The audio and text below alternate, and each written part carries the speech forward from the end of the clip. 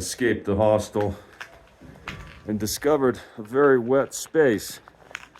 I think I'm going to put my shoe covers on before I get rolling. There's enough water on the road still to spray up onto my lower extremities and make them not only wet but very cold. For the 30 soles 30 that I paid to stay here, I think it was a good deal. There's no Wi-Fi, but in villages like this one, you must look at a map and ask yourself, what would it take for them to run Wi-Fi year-round, which is what they would have to do when they have often very few customers. So we ought to consider where we are when we're criticizing the amenities. For 30 soles, which is about $9, I did very well. Today my goal is Puno and the consulate in particular.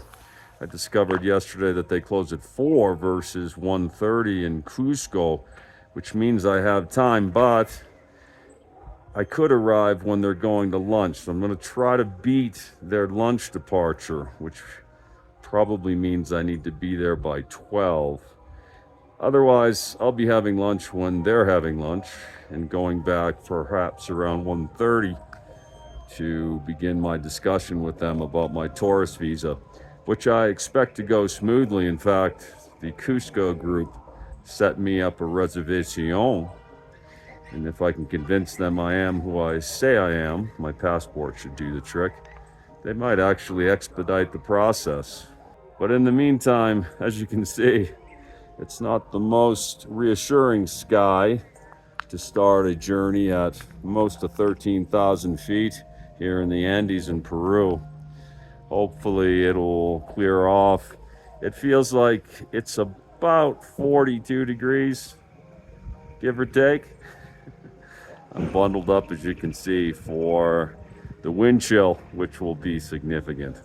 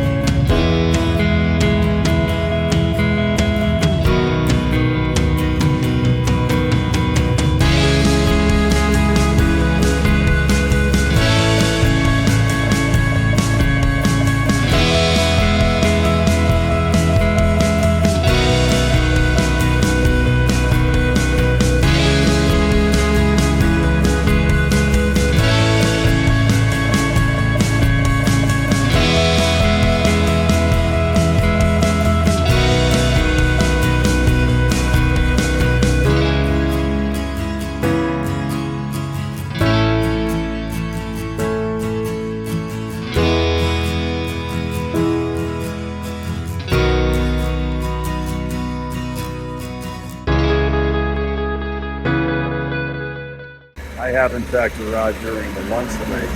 They'll be back at 1:30, and as long as I was here by 2 o'clock, there should be plenty of time to make the payment and assemble the visa, etc. So I've got about 40 minutes and I'm surrounded by hostels. So I'm going to do a little research, probably check into one of them, and then I might even eat something before I stroll over here just before 1:30 and get the process rolling. The last part of the process should be underway. I have my ticket from the bank where I paid 160 US cash.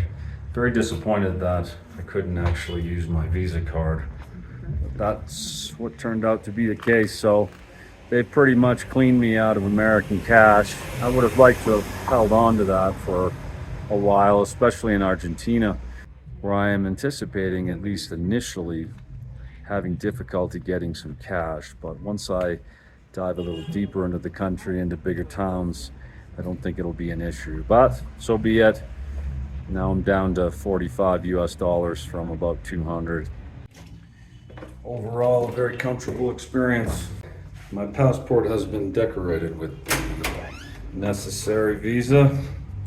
And my understanding is it's good for 10 years. So that box is ticked, and what a big box it was.